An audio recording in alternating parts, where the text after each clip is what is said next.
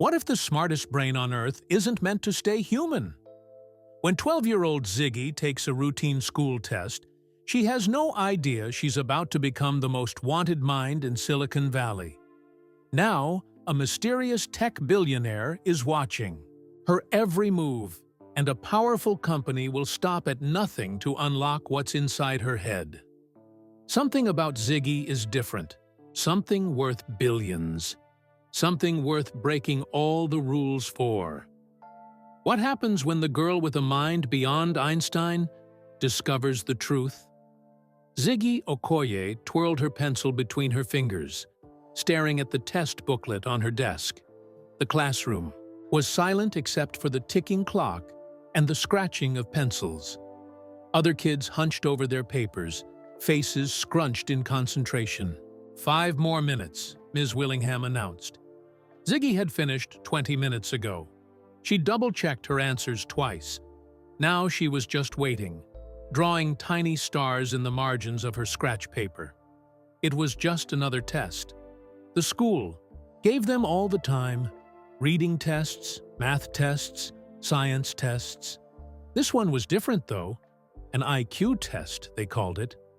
Ziggy didn't really understand why they needed to take it. She glanced at Jared next to her. His eraser was nearly gone, and his paper had smudges all over it. He caught her looking and frowned. Ziggy quickly turned away. "Time's up! Pencils down!" Ms. Willingham called. The class groaned. Ms. Willingham walked between the desks, collecting the booklets. When she reached Ziggy's desk, she paused. "You finished early?" she whispered. Ziggy nodded. It wasn't that hard. Something flickered across Ms. Willingham's face. Surprise, maybe? "Well, good job," she said, taking Ziggy's test. After school, Ziggy walked home alone. Their apartment was only 6 blocks from Westridge Middle School. Mom wouldn't be home for hours. She cleaned offices at Nova Labs until 7 most nights. The apartment was small, just 2 bedrooms, a tiny kitchen, and a living room with a couch that had seen better days. But Mom kept it spotless, even though she cleaned all day at work. 2. Ziggy dropped her backpack by the door and headed straight for the refrigerator. Mom always left her a snack. Today it was carrot sticks and a cheese sandwich with a note. "Love you, Z. Heat up the spaghetti for dinner. Mom, XOXO." Munching her sandwich, Ziggy pulled out her favorite book about space. The cover showed Neptune's blue swirls. She'd read it 7 times already, but loved the pictures of faraway planets and giant stars. The phone rang, startling her. "Hello? May I speak with Tara Okoye?" a woman asked. "She's at work. I'm her daughter, Ziggy." "Oh. Well, this is Principal Davis from Westridge. It's very important I speak with your mother tonight. Could you have her call me as soon as she gets home?" "Is something wrong?" Ziggy asked, her stomach suddenly feeling tight. "No, nothing's wrong. Just have her call me, please." When Mom finally came home, her blue uniform wrinkled and her hair escaping its tight bun, Ziggy was waiting. "The principal called," she blurted, before Mom could even put down her purse. "She said it's important." Mom's tired face crinkled with worry. "Did something happen at school?" "I don't think so." But she sounded serious. Mom sighed, kicked off her shoes, and reached for the phone. Ziggy pretended to read her space book while listening to every word. "Yes, this is Tara Okoye. Yes, she's my daughter. Tomorrow? But I work." "I see. Yes, I understand how important. I'll be there." Mom hung up and sat heavily on the couch beside Ziggy. "What is it?" Ziggy asked. "They want me to come to school tomorrow morning. About your test today." "Did I do something wrong?" Mom pulled Ziggy close, her familiar scent of lemon cleaner and mint gum wrapping around them both. "No, baby. They said you did something extraordinary." The next morning, Ziggy sat outside Principal Davis's office while Mom went inside. She could hear murmuring but couldn't make out the words. After what felt like forever, the door opened. "Ziggy? Would you come in, please?" Principal Davis smiled, but it looked nervous. Inside, Mom sat very straight in a chair. Ms. Willingham was there too, and a man Ziggy had never seen before. "Ziggy, this is Dr. Powell," Principal Davis said. "He's a specialist in gifted education." The tall man had kind eyes behind round glasses. "Hello, Ziggy. I've heard remarkable things about you." Ziggy looked at Mom, who nodded encouragingly. "Your test yesterday was quite special," Dr. Powell continued, placing a folder on the desk. "Do you know what an IQ is?" Ziggy shrugged. "Intelligence quotient. It measures how smart someone is, but lots of scientists think it's not a complete picture of intelligence." The adults exchanged glances. "That's right," Dr. Powell said slowly. "Very right. Ziggy, your score on yesterday's test was 196. Is that good?" Ziggy asked, though she knew it was. She'd read about IQ scores in the library. "It's beyond good," Dr. Powell said. "Albert Einstein's IQ was estimated at about 160. You've scored higher than Einstein." Mom made a small, gasping sound. "What does this mean?" Ziggy asked, looking at all the grown-up faces.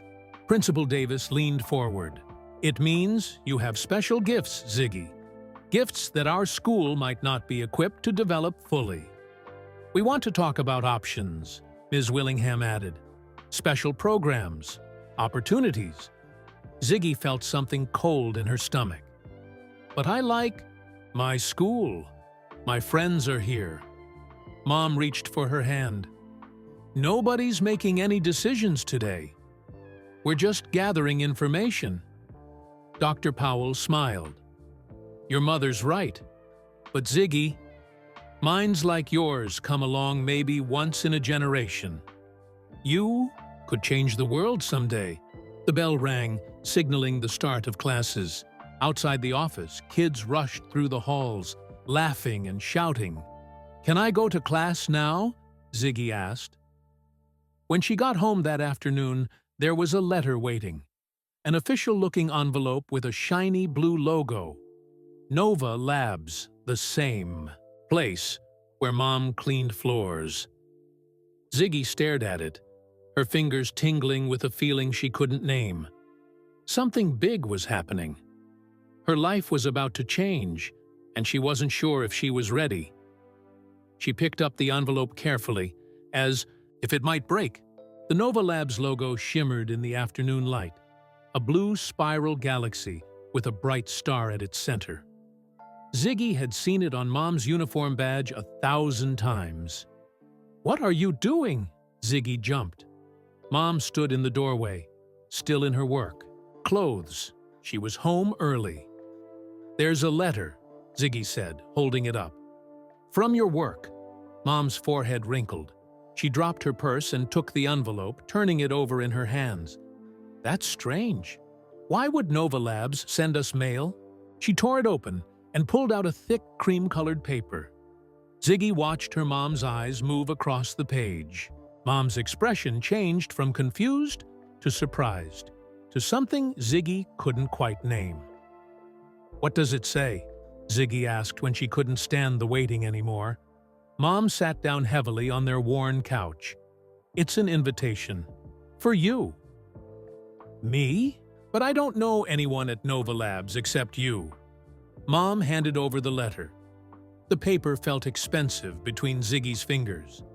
"Dear Miss Ziggy Okoye, we are pleased to invite you to participate in Nova Labs' prestigious Young Minds Initiative. This exclusive program identifies exceptional young people with extraordinary intellectual gifts and provides them with unparalleled educational opportunities. Your recent test results have been brought to our attention, and we believe you possess the unique potential we seek in our candidates. We invite you and your parent guardian to attend an information session this Saturday at 10 a.m. at Nova Labs headquarters. Refreshments will be provided. Please bring this invitation for entry. Shaping Tomorrow's Brilliance Today, Dr. Vivian Frost, Director. Young Minds Initiative Ziggy looked up. How did they know about my test? Mom shook her head. I don't know. Maybe the school told them? Considuana. We go? Ziggy asked. Mom bit her lip. I'm not sure, Z. I clean their bathrooms and empty their trash cans. I know how these tech people think. Nothing's free in this world. But it says unparalleled educational opportunities. Isn't that good? Sometimes, things that sound too good to be true are. Mom took the letter back, studying it. But I suppose it wouldn't hurt to hear what they have to say. Saturday morning came quickly. Mom wore her one nice outfit, a navy blue dress she saved for special occasions. Ziggy wore her cleanest jeans and the sweater Grandma had sent for her birthday. Nova Labs looked different on a Saturday. During the week, Mom entered through the back service entrance. Today, they walked through the main doors, giant glass panels that slid open automatically. The lobby was massive, with a ceiling that seemed to reach the sky. A huge model of the solar system hung overhead, planets suspended on invisible wires. The floor was so shiny Ziggy could see her reflection. Visitors, please check in, announced a pleasant voice from nowhere. A woman appeared behind a curved desk that looked like it was made of ice. Welcome to Nova Labs. How may I assist you? Mom straightened her shoulders. We have an invitation for the Young Minds thing. The woman's smile brightened when she saw the cream-colored paper. Excellent. We've been expecting you.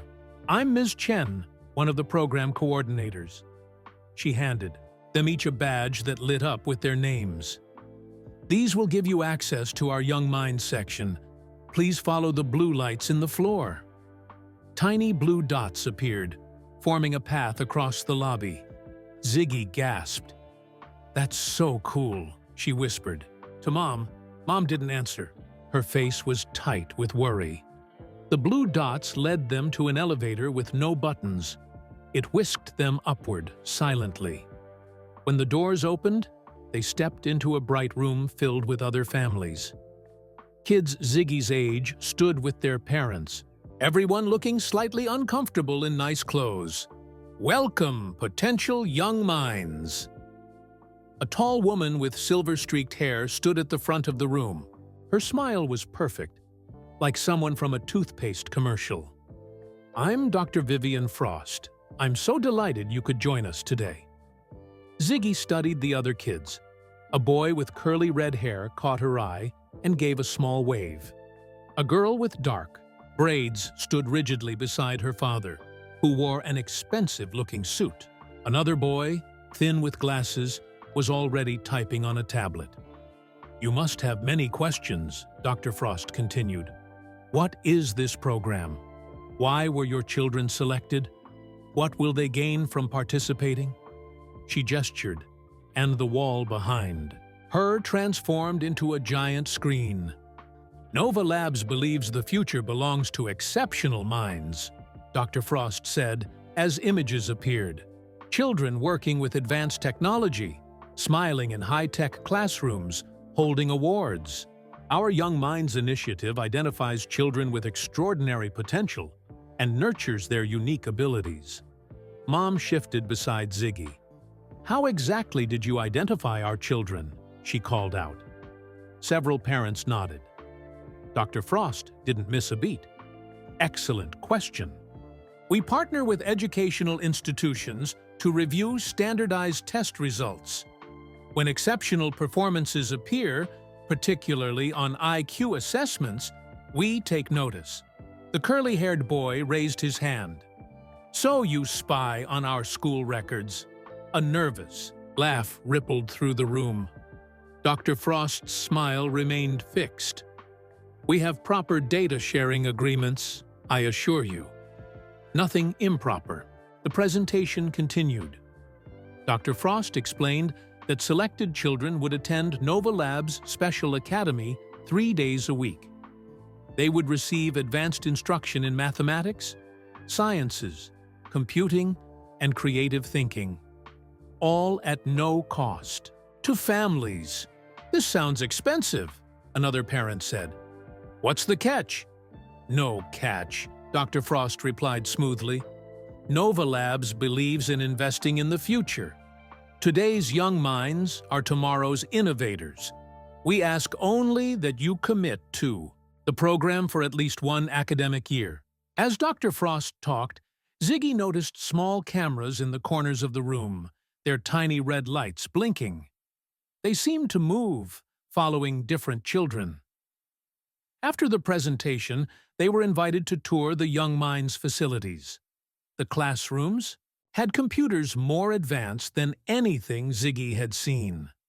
One room had what looked like robot parts scattered across workbenches.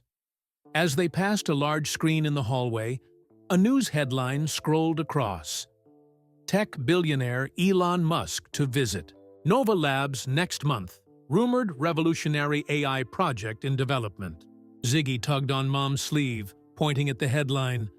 But Mom was deep in conversation with Dr. Frost. "And you're certain there are no hidden costs?" Mom was asking. "Absolutely none, Ms. Okoye," Dr. Frost assured her. "In fact, we offer transportation, stipends for families who need them."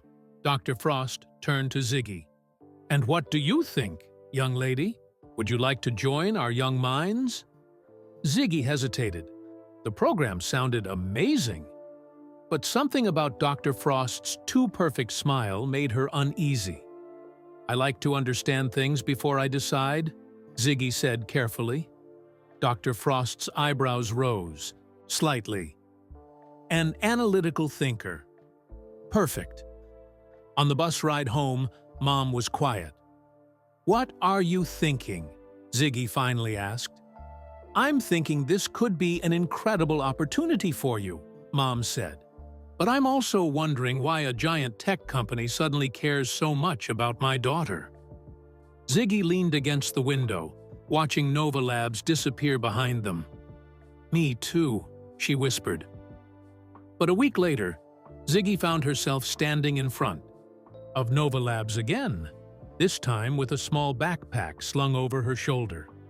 Mom had decided the opportunity was too good to pass up, though she made Ziggy promise to tell her if anything felt strange or wrong. "Remember, you can call me anytime," Mom said, straightening Ziggy's collar. "I'll be working in the East Building, just 6 floors down." "I know, Mom," Ziggy said, trying to sound braver than she felt. The same blue floor lights guided her to a different elevator today. This one had a scanner that read her badge before the doors opened. Inside, there were no buttons, just a screen that displayed her name. "Welcome, Ziggy Okoye. Destination: Young Minds Alpha Level." The elevator rose smoothly. When the doors opened, Dr. Frost was waiting, her silver-streaked hair perfectly styled. "Ziggy, welcome to your first day." Dr. Frost's smile didn't quite reach her eyes. "Let me show you to your learning pod." The hallway they walked down was nothing like Ziggy's school. The walls shifted colors as they passed, and instead of classrooms, there were round spaces with curved glass walls. "Here we are," Dr. Frost said, stopping at one pod. "Alpha Pod 7. Inside, Ziggy recognized 3 kids from the information session. The curly-haired boy who had waved at her, the serious girl with dark braids, the thin boy with glasses. "These are your podmates," Dr. Frost explained. "Cairo Chen, Ren Abbasi, and Fen Liu." Cairo, the curly-haired boy, grinned and pointed to an empty chair. "Saved you a spot, new girl." "I'll leave you to get acquainted," Dr. Frost said. "Your first challenge begins in 15 minutes. After she left, Ziggy sat beside Cairo. The chairs were nothing like school chairs. They seemed to adjust to her body automatically, So you're the one they're excited about, Ren said, her dark eyes studying Ziggy, the one with the mega brain. I'm just regular, Ziggy said, feeling her cheeks get hot. Fen snorted without looking up from his tablet. None of us is regular. That's the point. Don't mind Fen, Cairo said. He's grumpy because he wanted the highest score, but now you're here. He lowered his voice. My mom works here too, in programming. What about your parents? My mom cleans. The offices, Ziggy said, waiting for them to look down on her. But Cairo just nodded. Cool. My dad used to work in the cafeteria before. Something flickered across his face, but before Ziggy could ask, a chime sounded. The center of their pod lit up, and a holographic display appeared. Welcome, Alpha Pod 7, said a pleasant voice. Today's challenge involves multivariable calculus applied to orbital mechanics. Ziggy frowned. But we're only 12. We haven't learned calculus. That's the point, Ren explained. They want to see how we figure it out. The challenge appeared before them, a complex problem about satellite trajectories. It looked like something from a college textbook. Their chairs rolled toward individual screens. We have 2 hours, Fen said, already typing equations. Ziggy stared at the problem. It was complicated, but as she studied it, patterns began to emerge. The numbers danced in her mind, arranging themselves like puzzle pieces. She'd never seen calculus before, but somehow she understood what the symbols were asking. Her fingers flew across the screen, breaking down the problem, testing solutions, finding shortcuts. It felt like she was in a bubble where nothing existed except the beautiful patterns of the math. Time's up, announced the voice. Ziggy blinked, surprised. 2 hours had passed in what felt like minutes.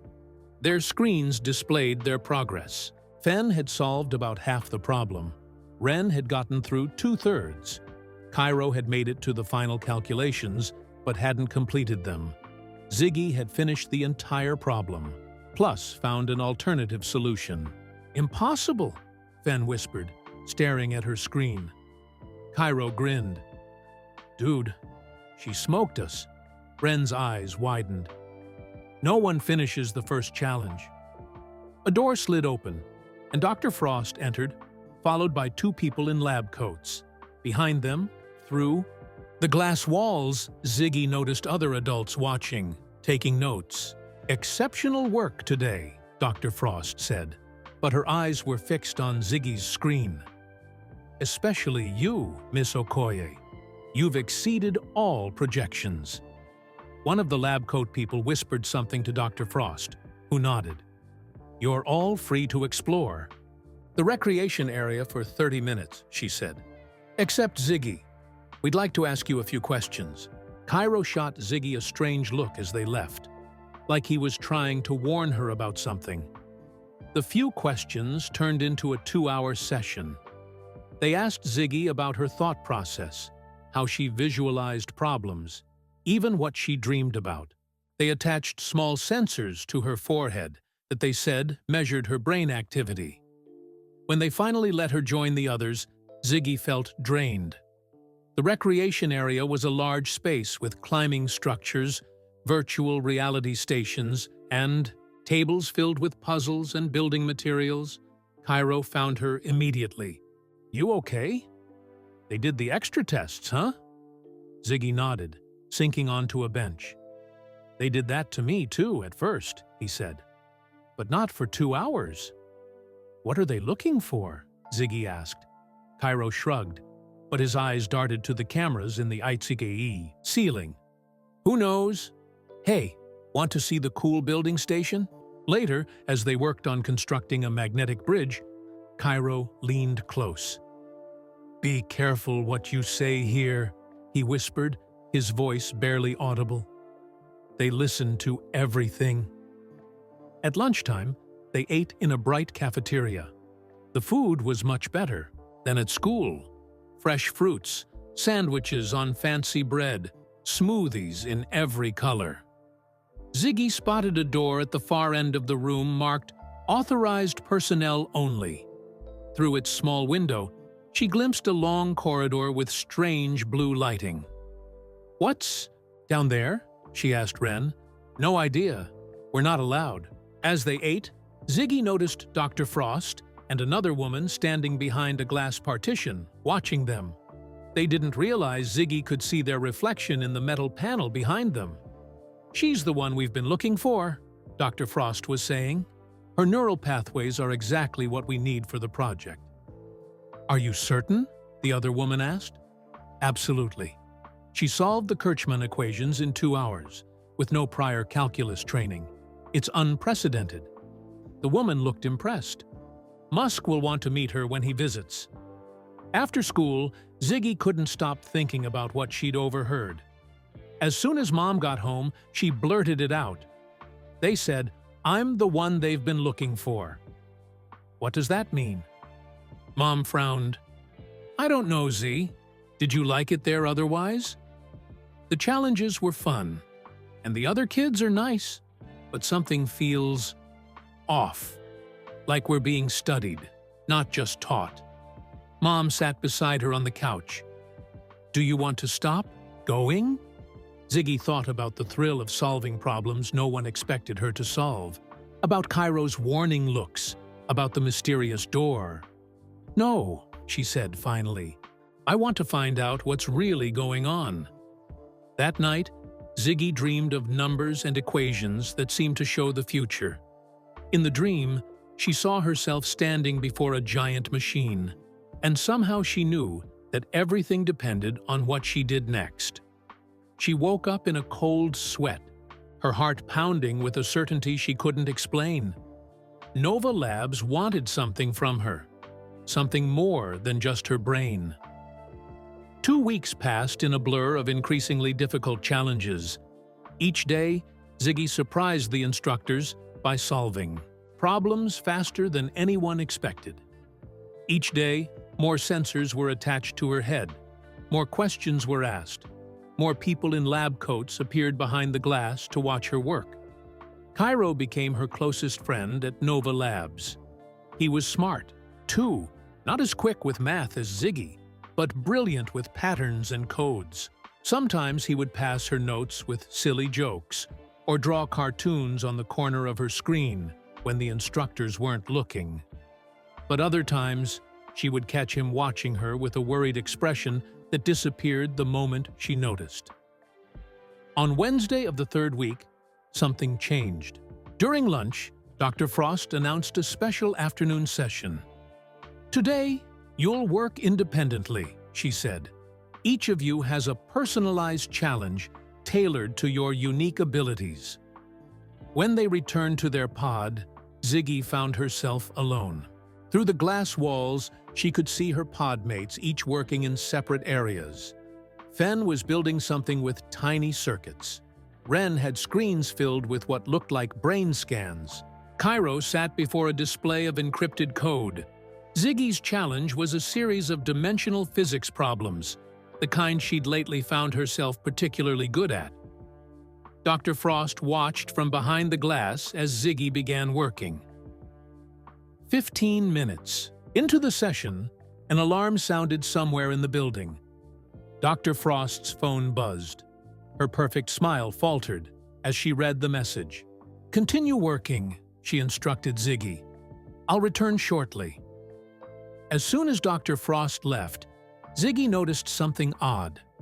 The normally solid security door at the far end of the hallway stood slightly ajar. Without stopping to think, Ziggy slipped out of her pod. The hallway was empty. Everyone had responded to whatever emergency had sounded the alarm. Heart-hammering, Ziggy darted to the security door and peered through the gap. Beyond was a corridor bathed in blue light. The same one. She'd glimpsed through the cafeteria door. Taking a deep breath, she squeezed through. The corridor was colder than the rest of the building, with a faint humming sound that made her teeth tingle. Doors lined both sides, each marked with symbols instead of words. At the far end stood double, doors with a glowing panel beside them. Ziggy moved quickly but quietly, the way she did at home when Mom worked night shifts and was sleeping during the day. Each door she passed had a small window. She peeked into the first and saw a room filled with screens showing brain scans. Dozens of them, some labeled with names she recognized from the Young Minds program. The next room contained what looked like empty hospital beds with strange helmets suspended above them. The sight sent a chill through her that had nothing to do with the cold air. The third door was different, sealed tight with a warning sign. Project Nexus, authorized personnel only. Next to the door was a computer terminal. Without really understanding why, Ziggy pressed her palm against the screen. To her shock, it lit up green. "Biometric signature recognized," said a soft voice. "Access granted. Level 3. The door slid open silently. Inside was the largest computer system Ziggy had ever seen. Towers of blinking lights stretched from floor to ceiling. Giant cooling fans whirred. But what caught her attention was the wall of screens at the center of the room. Each screen showed patterns that looked strangely familiar. Some showed swirling colors that pulsed and shifted. Others displayed complex equations that changed constantly. In the center was the largest screen of all, labeled Consciousness Transfer Protocol, Phase 3. Below it, smaller text read, Current mapping progress, 73%, suitable neural host required. Ziggy's bracelet, the special one given to all. Young minds on their first day, suddenly felt warm against her skin. She looked down to see its tiny indicator light blinking rapidly. Acting on instinct, she pressed her bracelet against a data port on the nearest console. The light turned solid blue, then green. "Transfer initiated," the computer announced. "Files?" Ziggy whispered. "What files?" But she had no time to investigate. Footsteps echoed in the corridor outside. Ziggy yanked her bracelet free and ducked behind a server bank. 2 technicians entered, talking urgently. "The power fluctuation was in Sector 7, one said. "Security is checking it now." "As long as it didn't affect the mapping data," the other replied. "Dr. Frost would have our heads if we lost any of the Okoye girls' neural scans." Ziggy's heart seemed to stop. They were talking about her. "When's the transfer scheduled?" the first technician asked. "After Musk's visit. They want to show him the prototype, but the full implementation requires the girl's complete neural map." "And she has no idea," the second technician laughed. "Of course not. None of the kids do. They think they're in some fancy, gifted program." Ziggy pressed her hand to her mouth to keep from gasping. She had to get out. Now. When the technicians moved to the far side of the room, she slipped out the door and raced back down the blue corridor. She reached the security door just as the alarm system reset with a loud click. Breathless, she slid back into her pod seconds before Dr. Frost returned. "Making good progress, Ziggy?" Dr. Frost asked, her smile back in place. "Yes," Ziggy managed to say, though her hands were shaking. "Just working on the last problem." That evening, when she was finally home, Ziggy examined her bracelet. The indicator light was off now, but when she tapped it against her desk lamp, a holographic display suddenly projected onto her bedroom wall. Files, dozens of them, all labeled with code names she didn't understand. Except one: consciousness. Transfer. With trembling fingers, she opened it and discovered exactly what Nova Labs wanted from her. The files contained complex diagrams of a human brain. Her brain, according to the labels. Parts were highlighted in different colors, with notes about optimal neural pathways and consciousness embedding points. One document explained something called the Bridge Protocol, describing how a specially compatible brain could serve as a template for artificial intelligence. Ziggy didn't understand all the technical terms, but she understood enough. Nova Labs wasn't just studying her brain. They wanted to use it somehow, to copy it or connect it to their machines. The last file was the worst. It included risk assessments and mentioned potential neural degradation in the host subject. In simple terms, whatever they planned might hurt her. Ziggy closed the files, her heart pounding. She needed to tell Mom. But what if Nova Labs was watching their apartment? What if they monitored Mom at work? Sleep was impossible that night. The next morning, dark circles shadowed Ziggy's eyes as she dragged herself to the Nova Labs elevator. Cairo noticed immediately. "You look terrible," he whispered as they settled into their pod. "What happened?" Before Ziggy could answer, Dr. Frost appeared with the day's challenge. Throughout the morning, Ziggy struggled to focus. The equations blurred before her eyes. For the first time, she failed to complete a challenge. "Are you feeling unwell, Ziggy?" Dr. Frost asked, her voice concerned, but her eyes sharp with suspicion. "Just tired," Ziggy mumbled. "Didn't sleep well. Perhaps you should visit our wellness center." Panic flared in Ziggy's chest. No thank you. I'll be fine tomorrow." At lunch, she picked at her food, unable to eat. Cairo sat beside her, unusually quiet. Then, as he reached for his water bottle, he slipped a folded paper into her lap. Ziggy waited until no one was looking to read it. "Meet me at Parkside Playground after school. Don't tell anyone. Danger." She glanced at Cairo, who gave the slightest nod before turning away to talk to Fenn. When Mom got home that evening, Ziggy had a story ready. "The library has a new book on space exploration," she said. "Can I go read it for a while? I'll be back. Before dinner." Mom looked tired from her shift. "I don't know, Z. It's getting dark early these days." "The library's only 6 blocks away," Ziggy pleaded. "I just need some normal kid time after all the Nova Labs stuff." Mom's face softened. "I understand. Be back by 6, okay? Call me if anything happens." Ziggy hugged her tightly, guilt twisting in her stomach for the lie. But she couldn't risk telling Mom yet. Not until she knew more. Parkside Playground was mostly empty when she arrived. A few small children played on the swings while their parents watched from nearby benches. No sign of Cairo. Ziggy's nerves stretched tighter with each passing minute. What if this was a trap? What if Nova Labs had discovered she'd accessed their files? "Psst! Over here!" The voice came from behind the equipment shed. Cairo crouched there, wearing a baseball cap pulled low over his curly hair. "Were you followed?" he asked, eyes darting around the playground. "I don't think so." "Cairo, what's going on?" He motioned for her to follow him to a secluded corner behind some bushes. Once they were hidden, he spoke in a hushed voice. "You found something at Nova Labs, didn't you? Something bad." Ziggy hesitated, then nodded. "I thought so. It's happened before." Cairo pulled out his own bracelet.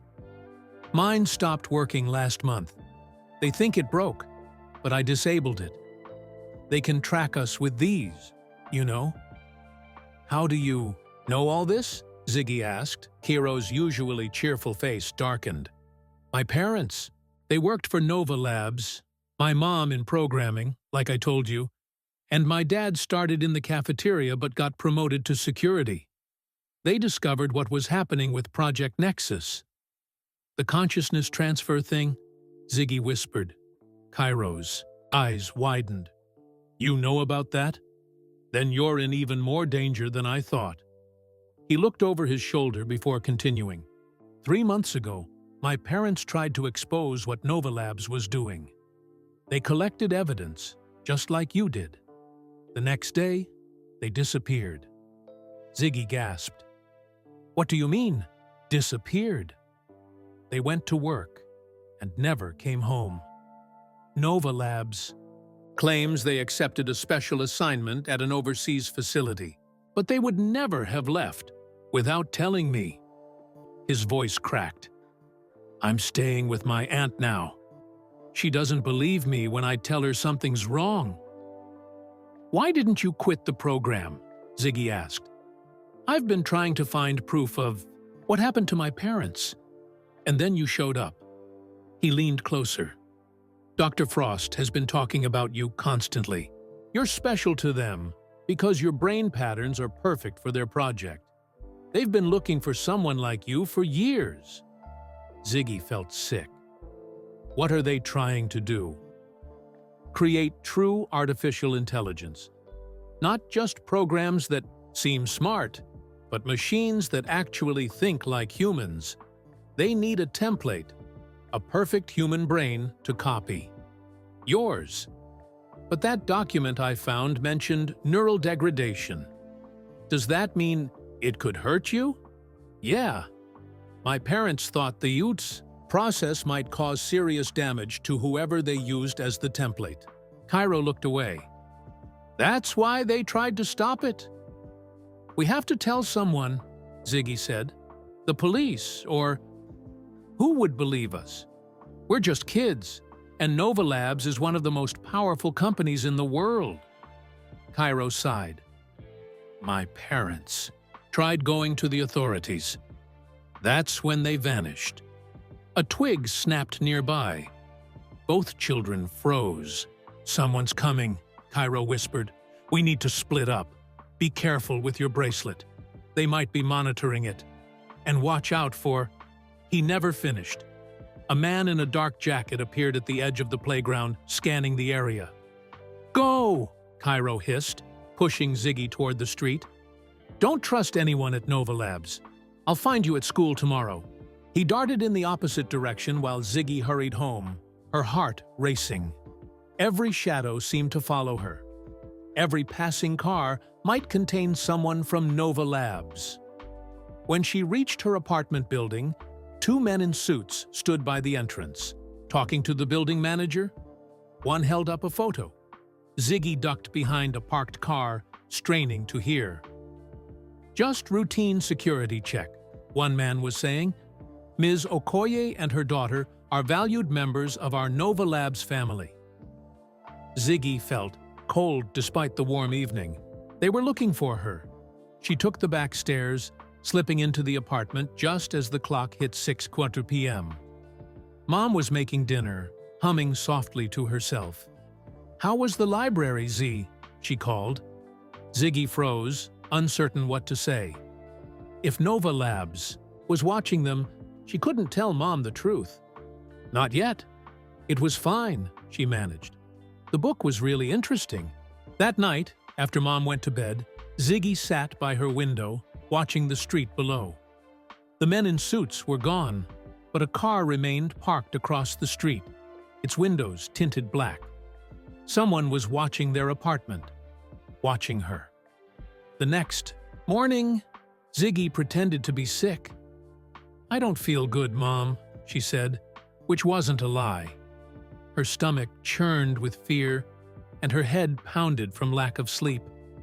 Mom felt her forehead. No fever, but you do look pale.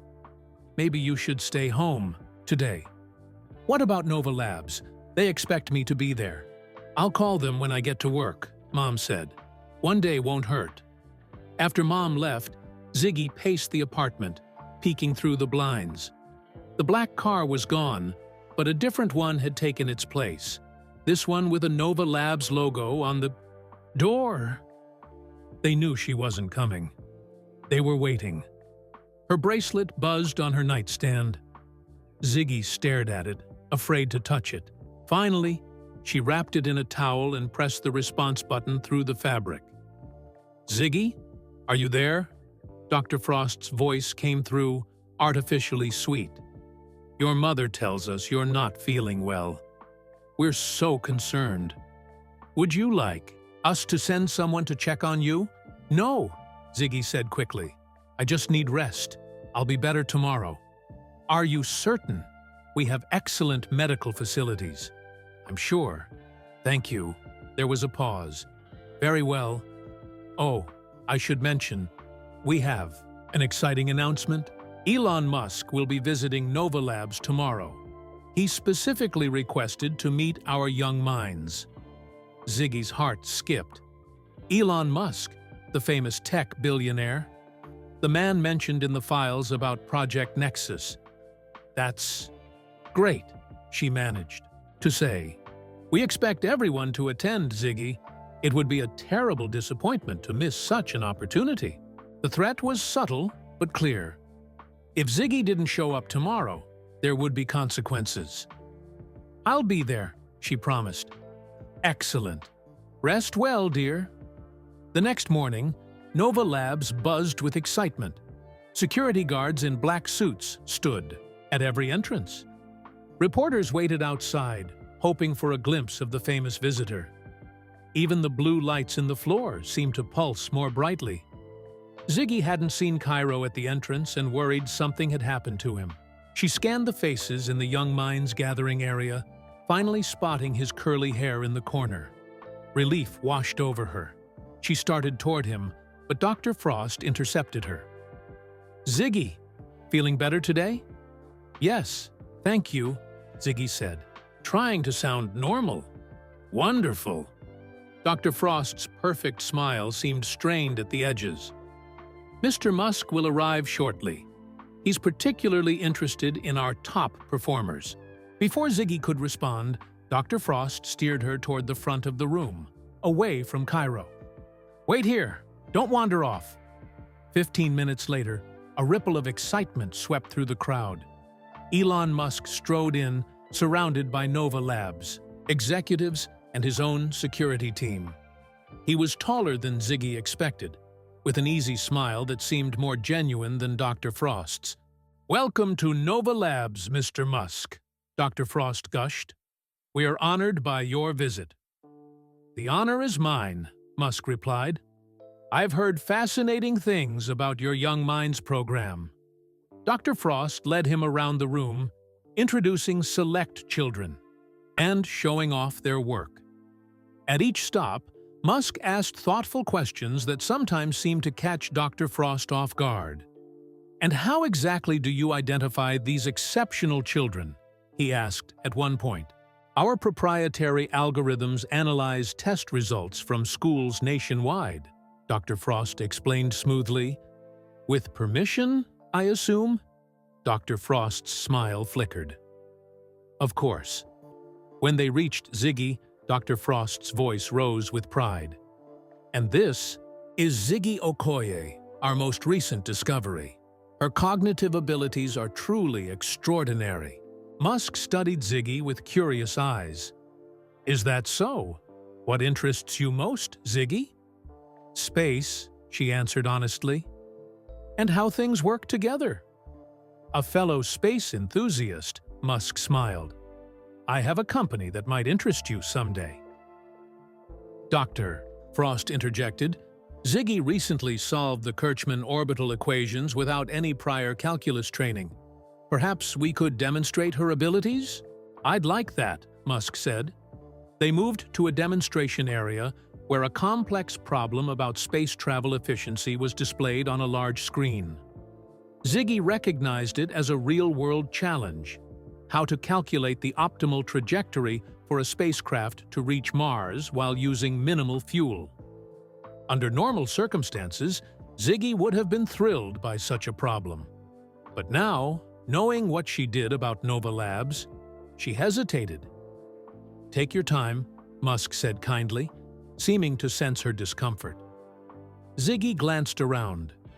Everyone was watching her, Dr. Frost, with barely concealed impatience, the other executives with hungry curiosity, and somewhere in the back, Cairo with worried eyes. She took a deep breath, and began working through the problem. Despite her fears, the familiar joy of solving a puzzle took over. Numbers and equations flowed through her mind like music. She found an elegant solution, then realized she could improve it further with a slight adjustment. When she finished, a hush fell over the room. Musk examined her work, his eyebrows rising. "This is unexpected. You've found a more efficient approach than our current models." He turned to Dr. Frost. "How old did you say she is?" 12, Dr. Frost replied, beaming with a pride that made Ziggy's skin crawl. It wasn't pride in Ziggy as a person, but as a possession, a valuable resource. Remarkable. Musk turned back to Ziggy. "I'd like to speak with you privately, if that's all right." Dr. Frost started to object, but Musk raised a hand. Just for a moment, professional courtesy between space enthusiasts. Reluctantly, Dr. Frost nodded. "Of course. Use the conference pod." The small glass room offered an illusion of privacy, though Ziggy was certain they were being monitored. Musk seemed to know this, too. He positioned himself so his back was to the cameras and spoke in a casual, conversational tone. "That was impressive problem-solving," he said. "Are you happy here, at Nova Labs, Ziggy?" The unexpected question caught her off guard. She hesitated, aware that her answer might be overheard. "I'm learning a lot," she said carefully. Musk nodded slightly, his eyes sharper than his relaxed posture suggested. "Learning is important, but so is being treated with respect." He lowered his voice. "I've heard interesting things about Project Nexus. Very interesting things." Ziggy's heart raced. Did he know? Was he part of it? "I don't know what you mean," she whispered. "I think you do."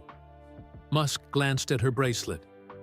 "Those are clever devices, multi-purpose." Before she could respond, he continued in a normal voice. "Well, I hope you'll consider space engineering when you're older.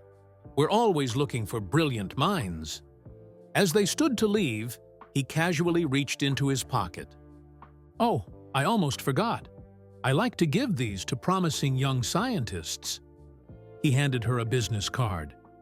"If you ever need help with anything at all, call this number." The card looked ordinary, but when Ziggy turned it over, she noticed a tiny symbol in the corner, like a shield. "Thank you," she said, slipping it into her pocket. "No, thank you for the fascinating conversation," Musk replied, loud enough for anyone listening to hear. Then, barely audible, "Be careful, Ziggy." They rejoined the main group. Dr. Frost immediately swept Musk away to see other parts of the facility, but not before giving Ziggy a look that sent chills down her spine. Later, as the Young Minds program concluded for the day, Dr. Frost pulled Ziggy aside. "You made quite an impression today," she said. "Mr. Musk was very impressed." "He was nice," Ziggy said neutrally. "Indeed." Dr. Frost's perfect smile didn't reach her eyes. "In fact, we have some exciting news. You've been selected for a special honor." Ziggy's mouth went dry. "What kind of honor?" "Tomorrow, you'll participate in our advanced neural mapping session. It's quite an opportunity. Only our most exceptional students are chosen." Fear gripped Ziggy's heart. Neural mapping. Just like in the files she'd found. This was it. They were moving forward with their plan. "My mom will need to approve that," she said, trying to keep her voice steady. "Oh, we've already spoken with her," Dr. Frost said. "She's so proud. She'll be working late tomorrow, but she's given her full permission." Ziggy knew instantly that was a lie. Mom would never agree to something like that without discussing it with Ziggy first. "That's great," she forced herself to say. "I'm looking forward to it." As she left Nova Labs, she felt Dr. Frost's eyes following her. She couldn't go home. They were watching the apartment. She couldn't run. They would find her. Her fingers touched the business card in her pocket. Maybe there was one person who could help. If she could trust him. Ziggy found a public phone booth 3 blocks from Nova Labs. She didn't dare use her cell phone. They were probably tracking it. With shaking fingers, she dialed the number. On Musk's card, a computerized voice answered. "Please state your name." "Ziggy Okoye," she said, her voice barely above a whisper. There was a pause, then, "Voice pattern recognized. Encryption activated. Please hold." A moment later, a different voice came on the line. "This is security operations. What's your status?" I need help," Ziggy said, suddenly feeling foolish. What if this was a trap? "Mr. Musk gave me this number today." Another pause. "Location?" Ziggy gave the cross streets of the phone booth. "Stay where you are. 7 minutes." The line went dead. Ziggy huddled in the phone booth, counting seconds. 6 minutes and 45 seconds later, a silver car with tinted windows pulled up. The back door opened. For a moment, Ziggy hesitated. Then she thought of Dr. Frost's neural mapping session, scheduled for tomorrow, and made her decision. She climbed into the car.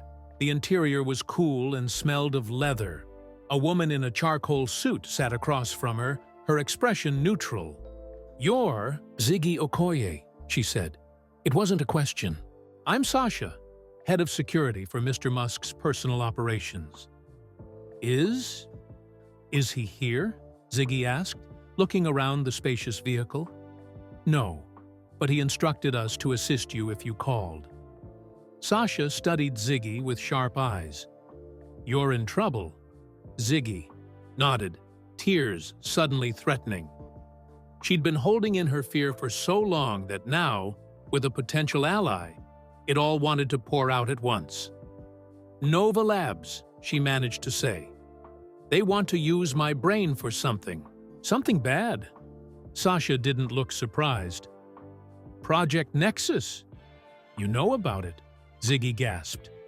"Mr. Musk has been investigating Nova Labs for months. Their AI development methods have raised ethical concerns. But we lacked proof of their specific intentions." Sasha leaned forward. "Until now. Tell me everything." As the car moved smoothly through the city, Ziggy explained about the files she'd found, Cairo's warning, and Dr. Frost's plans for tomorrow's neural mapping session.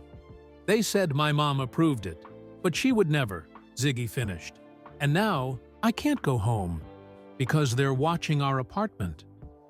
"What about your mother? Is she safe?" Ziggy's stomach dropped. In her panic, she hadn't considered that Mom might be in danger too. She's at work, at Nova Labs. Dr. Frost said she's working late tonight. Sasha tapped something into her phone. "We'll locate her. First, though, we need that proof."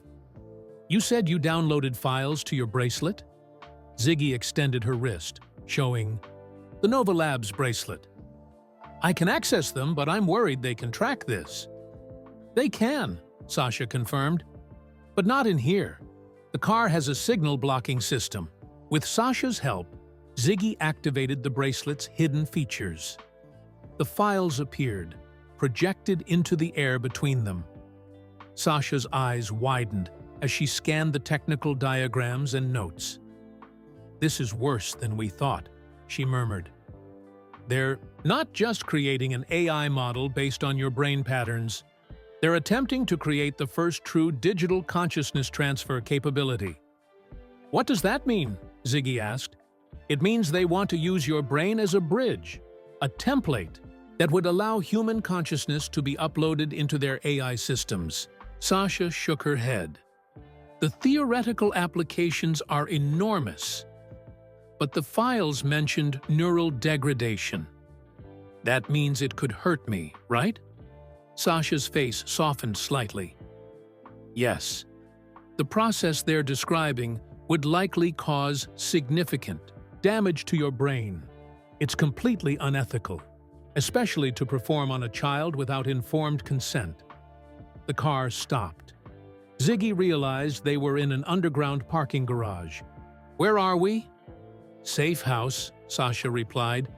"You'll stay here while we locate your mother and formulate a plan." The safe house turned out to be a luxury apartment with no windows and a security system that made Nova Labs look primitive. Sasha showed Ziggy to a bedroom and brought her food. For the first time in days, Ziggy felt almost safe. Almost. "What about my mom?" she asked as Sasha prepared to leave. "And Cairo?"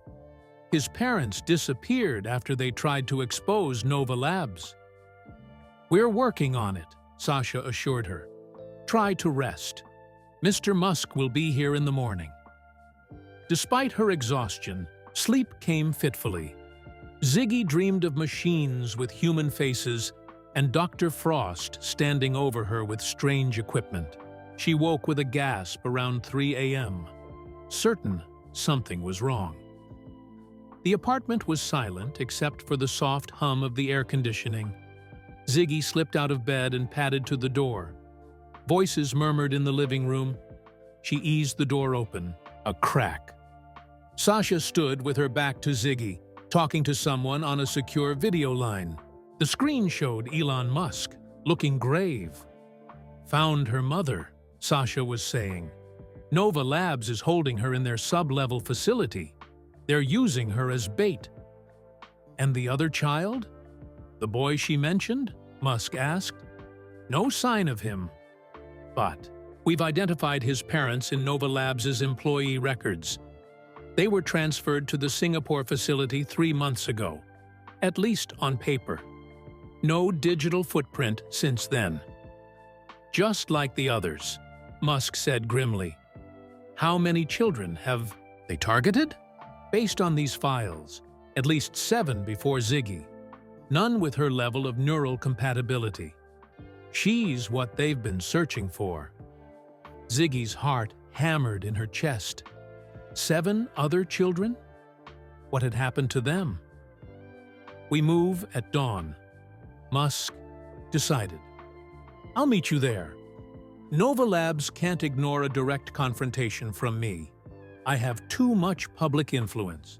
While I keep Frost and her executives distracted, your team extracts the mother and secures any additional evidence.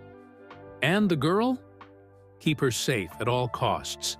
She's the key to exposing everything." Ziggy stepped back, accidentally bumping the door. It creaked.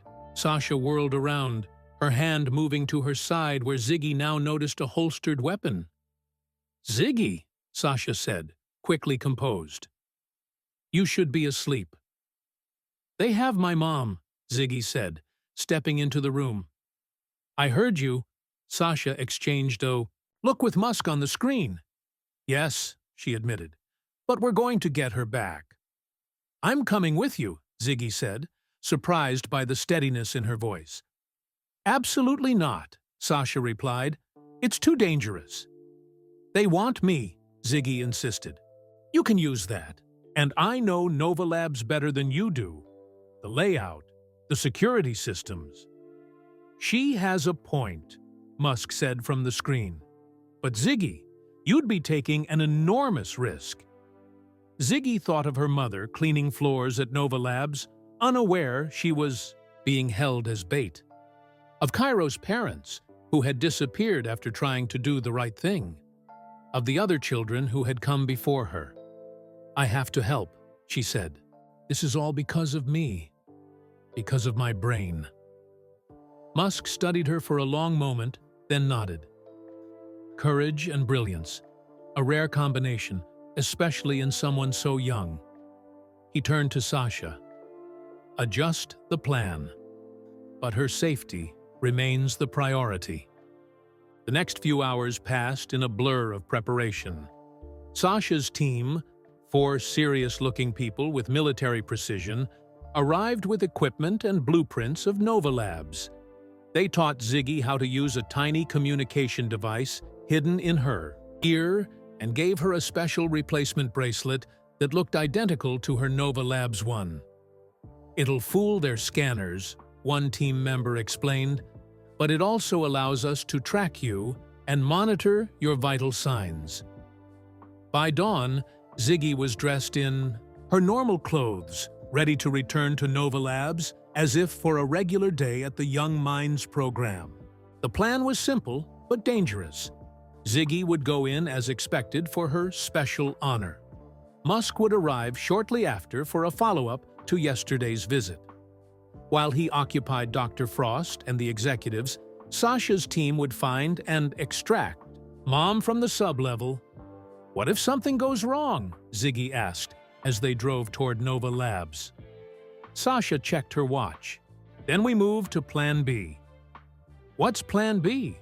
"Let's hope we don't need it." Sasha handed Ziggy a small device.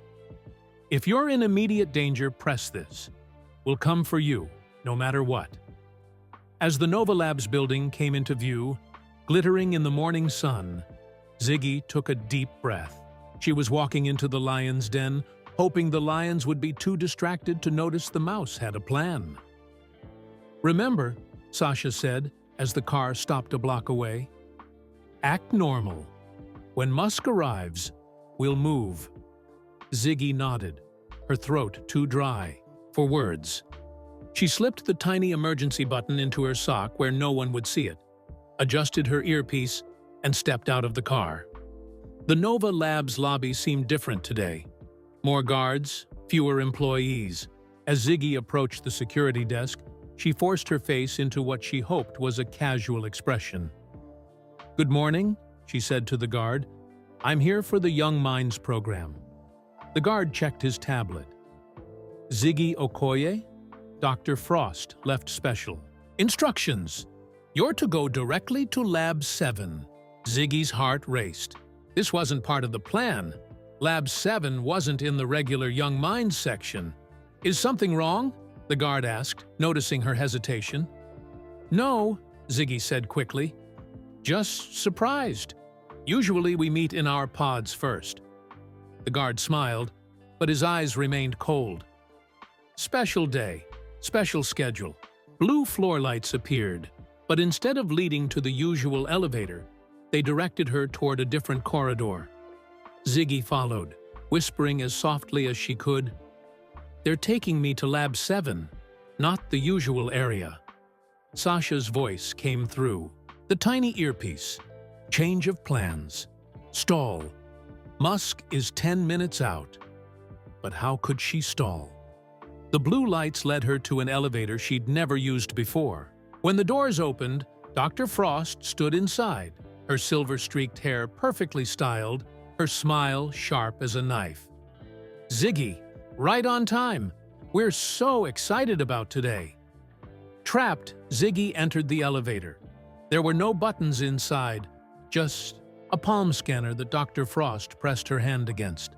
The elevator began to descend, not up to the Young Minds floors, but down, deep under the building. "Where are we going?" Ziggy asked, trying to keep her voice steady. "Lab 7, as I mentioned. Yesterday, for your special neural mapping session." Dr. Frost's smile widened. "You're about to make history, Ziggy." The elevator stopped, and the doors opened to reveal a stark white corridor. Unlike the bright, colorful Young Minds areas, this place felt cold and clinical. Through her earpiece, Ziggy could hear Sasha speaking urgently to someone, but the words were too quiet to make out. Dr. Frost led her to a large room filled with complex equipment. In the center stood something that looked like a dentist's chair, surrounded by machines with blinking lights. Technicians in white coats moved around, adjusting settings and checking monitors.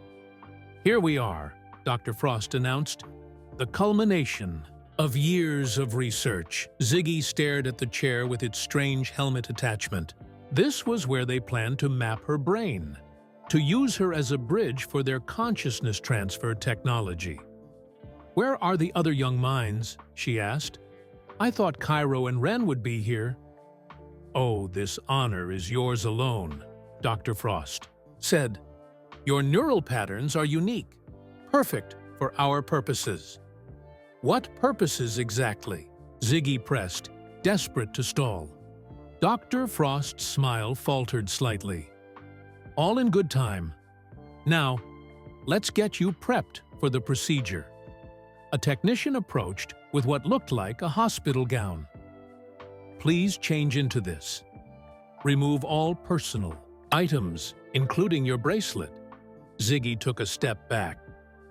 "I'd like to speak to my mom first." "Your mother is busy," Dr. Frost said sharply. Then, composing herself, "She'll join us after the initial mapping is complete." "You're lying," Ziggy said, her fear giving way to anger. "She never approved this. Where is she?" The room went silent. Dr. Frost's perfect smile disappeared entirely. See?" She nodded to someone behind Ziggy. "Plan B, then." Strong hands gripped Ziggy's arms. She twisted, trying to break free, but the security guard was too strong. "Let me go!" she shouted, hoping the earpiece would pick up her distress. "Take her to Prep Room 3, Dr. Frost ordered, and remove that bracelet. It's not one of ours." Panic surged through Ziggy as the guard dragged her toward a side door. With her free hand, she reached down and pressed the emergency button in her sock. "You can't do this," she yelled. "This is kidnapping." "No, Ziggy," Dr. Frost sighed. "It's progress. Humanity's next evolution. Your contribution will change the world." The guard pulled her through the doorway into a smaller room with a medical table. Two more technicians waited with restraints and what looked like a sedative. "Hold her still," one said, approaching with a syringe. Ziggy kicked and struggled. "Help! Somebody help me!" Suddenly, an alarm blared throughout the facility. Red emergency lights flashed in the corridors. "Security breach in the main lobby," announced an automated voice. "All personnel to designated safety areas." The guard's grip loosened just enough. Ziggy twisted free, ducked under the technician's arm, and bolted for the door. In the confusion, she slipped past them into the hallway. "Stop her!" Dr. Frost shouted. Ziggy ran blindly, following the corridor away from Lab 7. Behind her, she heard footsteps and shouting. The alarm continued to wail, providing cover for her escape. At an intersection, she hesitated. Which way led out? Every corridor looked the same. White walls, locked doors, no windows. She was deep underground with no idea how to reach the surface. "Ziggy," Sasha's voice came through the earpiece. "Turn left, then second right. Emergency stairs." Hope surged through her. Ziggy followed the directions, racing down the corridors. Behind her, the voices grew more distant. She found the stairwell and pushed through the door, taking the steps two at a time. "Mom!" she gasped into the earpiece as she climbed. "Did you find her?" "Not yet," Sasha replied. "Security lockdown is slowing us down. Keep moving up." 7 flights of stairs later, Ziggy's legs burned with exhaustion. The door at the top was marked "Emergency Exit Only. Alarm will sound." "It's already sounding," she muttered, shoving it open. She emerged into daylight, not at the main entrance, but in a loading area behind the building. Delivery trucks and dumpsters provided cover as she caught her breath. "I'm outside," she whispered. "Backloading, Doc." "Stay hidden," Sasha instructed. "Working on extraction now." Ziggy crouched behind a dumpster, heart pounding, lungs heaving. She'd escaped the immediate danger, but she was still on Nova Labs property, with no idea where her mother was. And somewhere inside, Dr. Frost was no doubt mobilizing every resource to find her. Ziggy huddled behind the dumpster, straining to hear any approaching footsteps over the wailing alarm. The loading dock was mostly deserted, but she spotted security cameras swiveling in her direction. "They're going to find me soon," she whispered into her earpiece. "Stay put," Sasha replied. "Extraction. Team is 3 minutes out. Musk is engaging with Nova Labs executives now." A door banged open nearby. Ziggy pressed herself flat against the dumpster as 2 security guards emerged, scanning the area. "Check behind those trucks," one ordered. "The tracking system shows she's out here somewhere." Tracking system? Ziggy looked down at herself. Her bracelet was gone, left behind in the lab. What were they tracking? Then she remembered. Her shoes. Nova Labs had given all young minds special smart shoes that adjusted to their feet. She hadn't thought twice about them, but now it seemed obvious they contained trackers. Moving as quietly as possible, Ziggy slipped off her shoes. She looked around desperately, then spotted a delivery truck with its back doors partially open. The guards were moving in the opposite direction, checking behind a row of recycling bins. In her socks, Ziggy darted from the dumpster to the truck. She tossed her shoes under the vehicle, then climbed inside the dark cargo area. It was half filled with boxes labeled lab supplies. She squeezed between 2 tall crates, pulling a tarp over herself. Through a tiny gap, she watched as the guards approached the truck. One of them knelt down, retrieving her shoes. "Got her footwear. Signal stops here." The second guard peered into the truck. "See anything?" "Nah, just boxes." She must have ditched her shoes and kept running. "Call it in." They hurried away, shoes in hand. Ziggy released the breath she'd been holding. "I'm hiding in a delivery truck," she whispered. "Guards found my shoes, but not me." "Smart girl," Sasha said. "New plan. Stay hidden. Our team will—" The earpiece suddenly went silent. Ziggy tapped it anxiously. "Sasha! Sasha!" Nothing. They must have detected and blocked the signal. Alone and cut off from help, Ziggy fought rising panic. "Think," she told herself. "Think like the genius everyone says you are." She examined her surroundings more carefully. The boxes around her contained laboratory equipment, chemicals, and electronics. Deliveries for Nova Labs. One smaller box caught her eye. Personal items, Dr. V. Frost. Curiosity overcoming caution, Ziggy opened it. Inside were folders, a tablet computer, and what looked like personal mementos. She picked up the tablet, surprised to find it unlocked. Maybe Dr. Frost thought her personal deliveries were secure. Ziggy tapped the screen.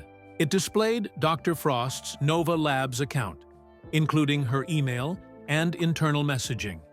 The most recent message thread was titled Project Nexus, Final Phase Approval. Heart racing, Ziggy opened it. The messages revealed that Nova Labs board members had concerns about the ethics of using a child for the consciousness transfer prototype. Dr. Frost had assured them that Ziggy's mother had signed full consent forms. A complete lie. Another message mentioned a secure holding area where the mother was being kept until the procedure was complete. It included an access code, 7729. Ziggy memorized the code, then noticed a facility map on the tablet. She located the loading dock where she was hiding, then traced possible routes to the secure holding area, a small room near the maintenance section where her mother worked. A plan formed in her mind. Risky, but possibly her only option now that communications with Sasha were cut. The truck suddenly rocked as someone climbed into the driver's seat. The engine started. Ziggy froze. If the truck drove away from Nova Labs, she'd be separated from her mother. But if she jumped out now, she'd be spotted immediately. The truck began to move. Through the gap in the tarp, Ziggy saw they were heading toward a security checkpoint at the exit gate. Guards were examining each vehicle leaving the facility. Just before they reached the checkpoint, Ziggy made her decision. She slipped out from her hiding place and moved to the back of the truck. As it slowed for inspection, she quietly opened the door and dropped to the ground, rolling underneath the vehicle. From this vantage point, she could see the guards' feet as they circled the truck, checking the cargo area she'd just vacated. When they moved to the driver's side to check paperwork, Ziggy rolled out from under the truck on the opposite side.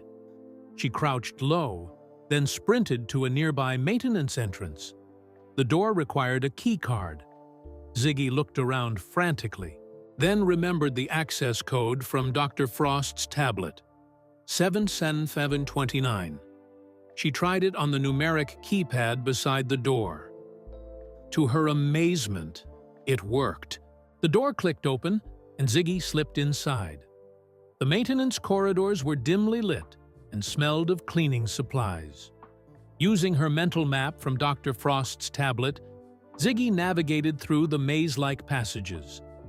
The alarm had stopped, but she could hear distant voices and hurried footsteps. The search for her continued. Finally, she reached a door marked Storage B7. According to the map, this was the secure holding area.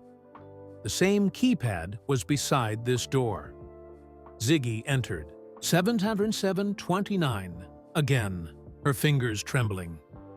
The door opened to reveal a small room with metal shelving, and there, tied to a chair, was Mom.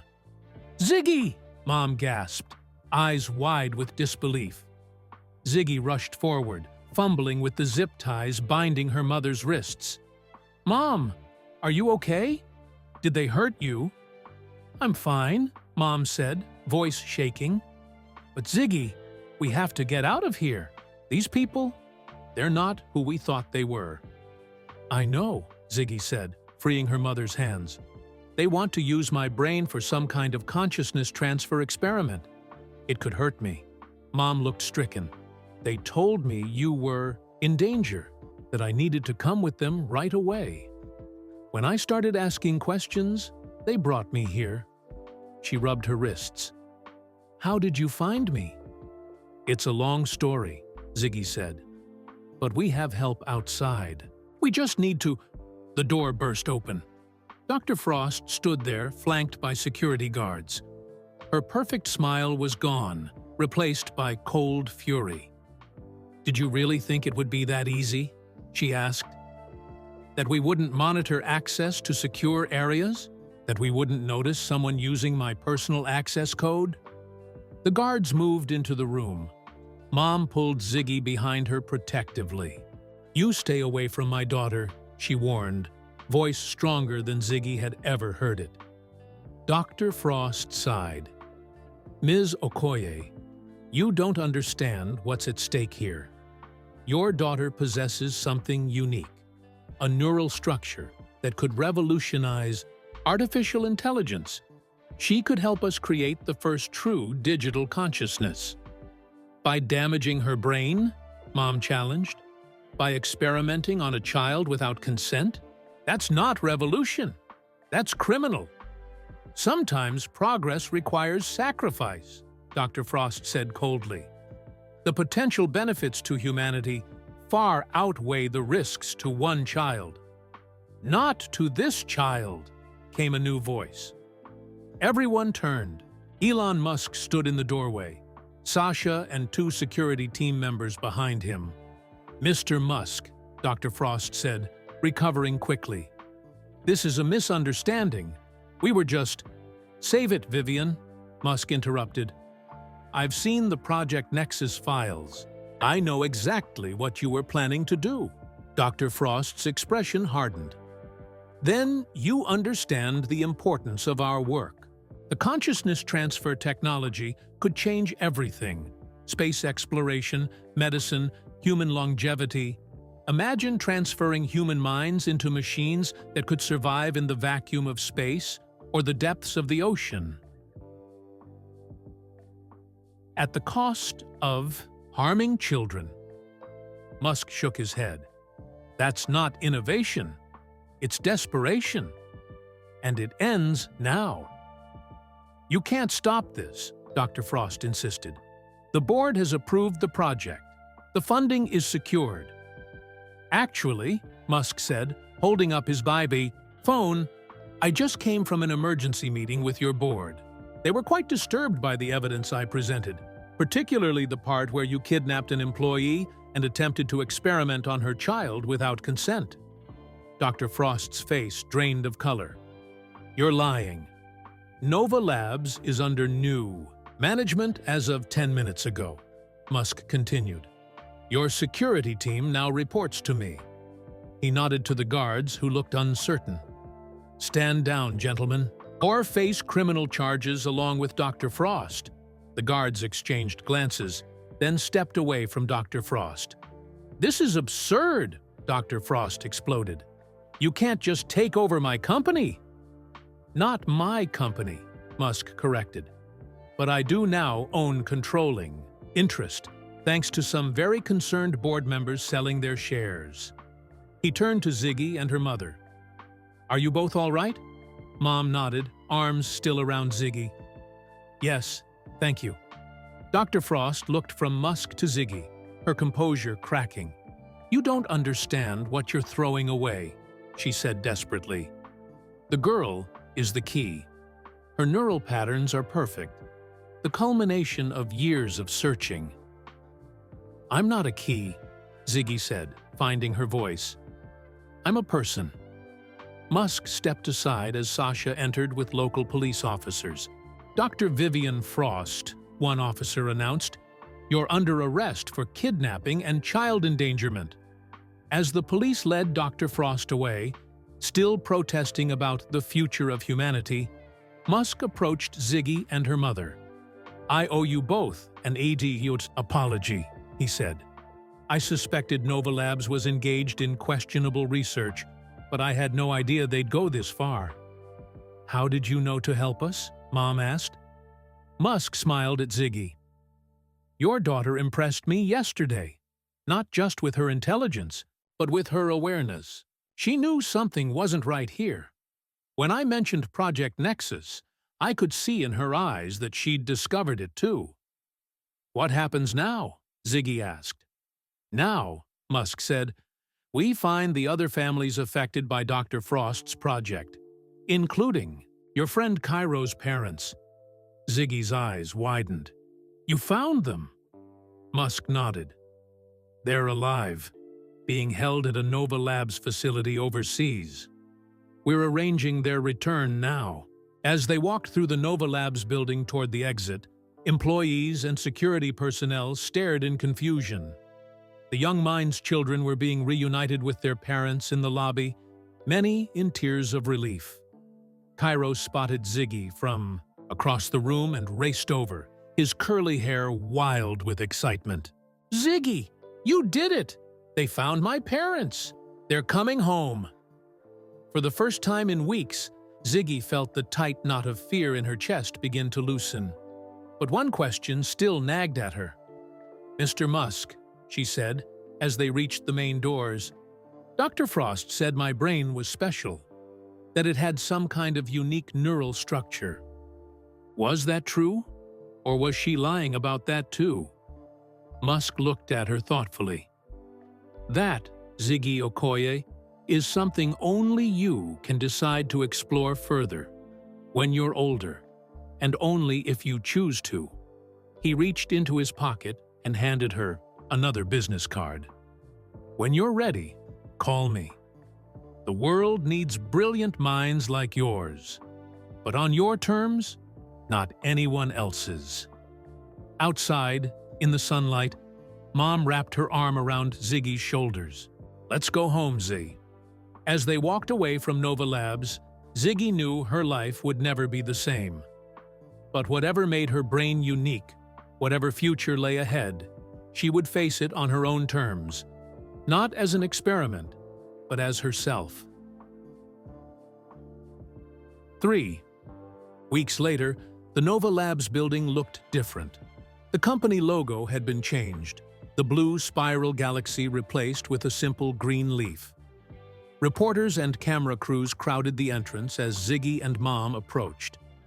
"Are you sure about this?" Mom asked, squeezing Ziggy's hand. Ziggy nodded. "Mr. Musk said it's important. People need to know what happened." After the events at Nova Labs, Musk had kept his promise. Dr. Frost faced criminal charges. Cairo's parents had been found and safely returned. The other families affected by Project Nexus were located and offered support. And today, Musk was holding a press conference to announce the company's new direction. With Ziggy and the other Young Minds children as special guests, security guards, different ones with kind eyes, guided them through the crowd to a side entrance. Inside, the lobby had been transformed. The sterile white walls were now painted in warm colors. The security checkpoints remained, but the atmosphere felt completely different. Open, welcoming, honest. "Ziggy!"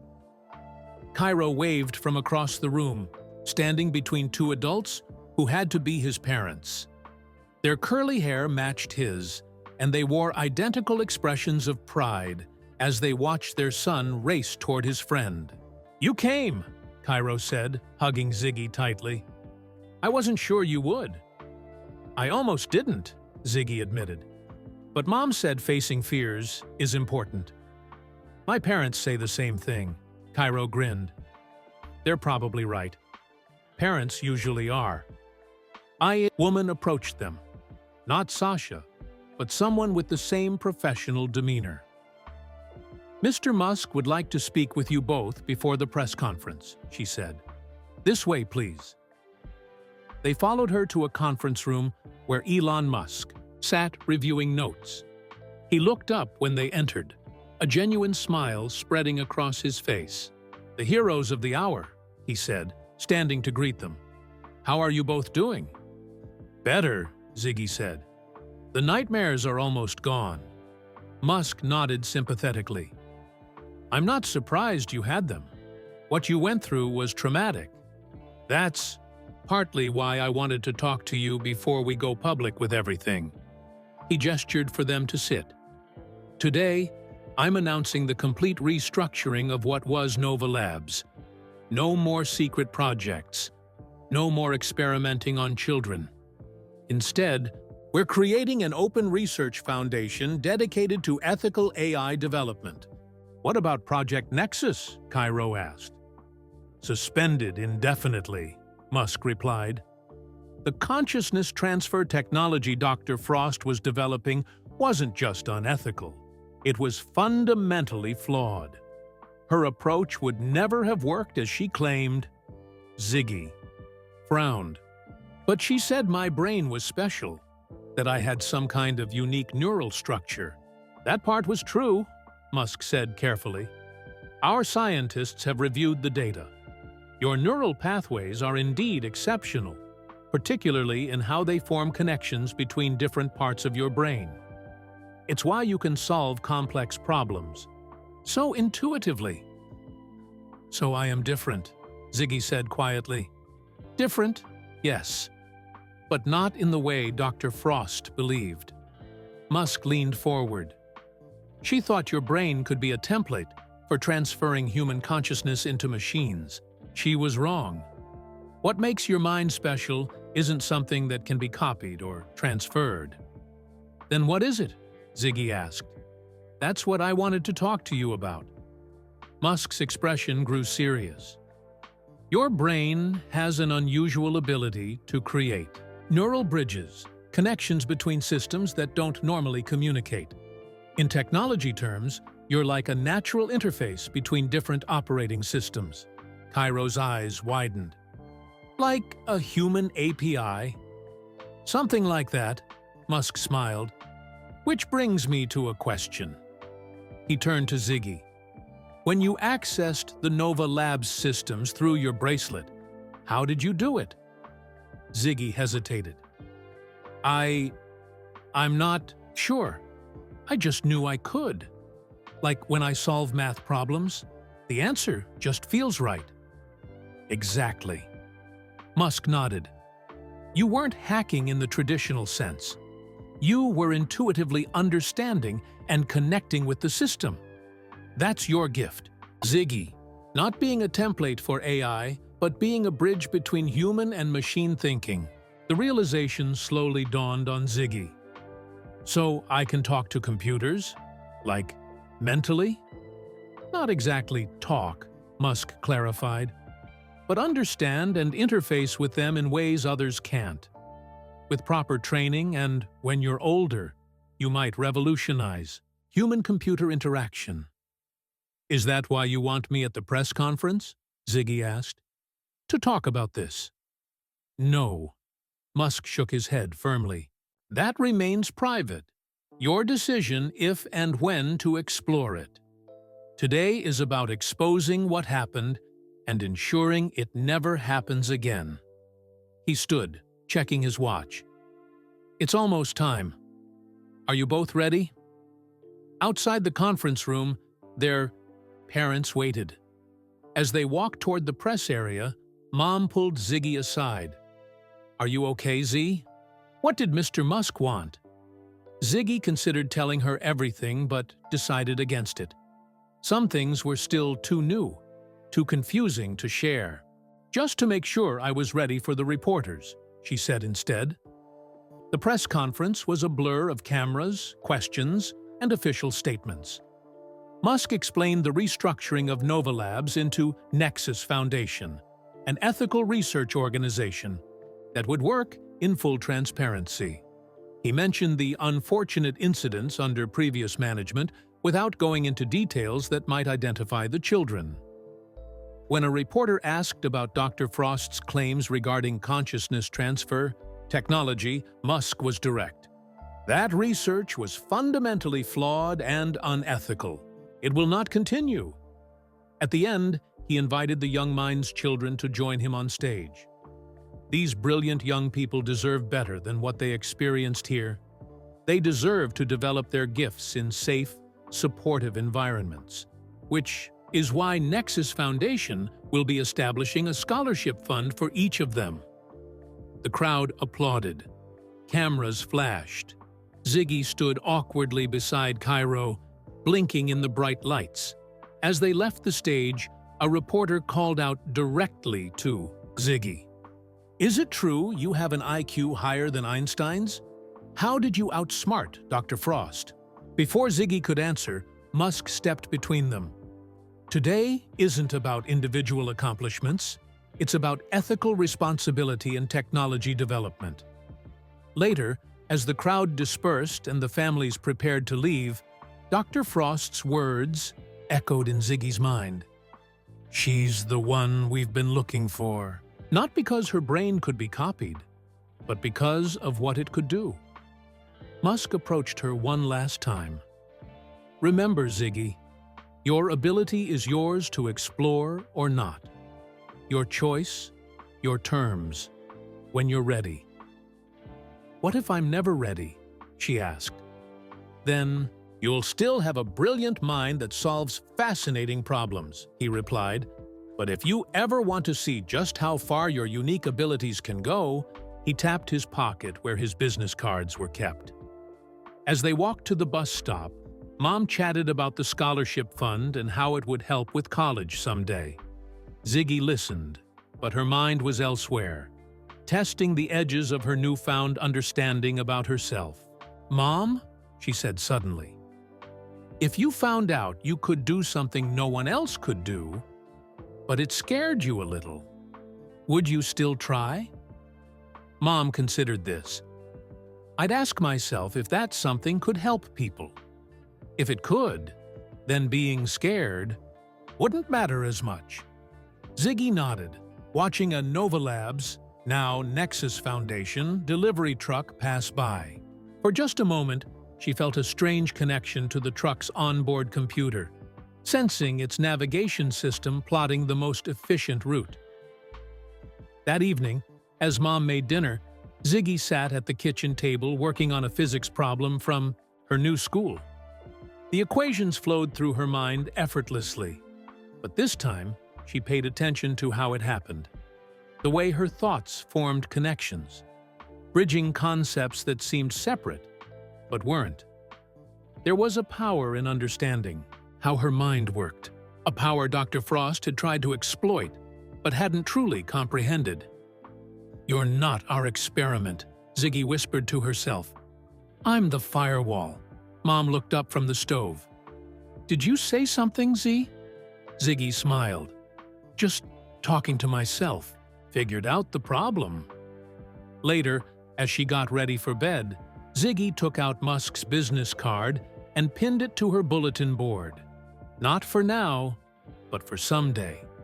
When she was ready to see what her unique brain could really do, she thought about Elon Musk, who had been right about her from the beginning, about Dr. Frost, who had seen her potential but tried to exploit it, about Cairo and the other children who shared parts of her experience. Most of all, she thought about what it meant to be different, not just smart, but fundamentally unique in how her mind worked. The realization wasn't frightening anymore. It was empowering. Ziggy Okoye wasn't just a girl with a high IQ. She was something science had never seen before. A natural bridge between human consciousness and digital systems. Not because her brain could be copied into a machine, but because she could connect with technology in ways no one else could. And that was a gift no IQ test could measure, even Einstein's. That's the end of our story. Thank you for joining me on this journey. Where are you listening from? I'd love to know in the comments below. If you enjoyed this tale, please like the video and subscribe to the channel. Your support gives me the motivation to create more stories like this one.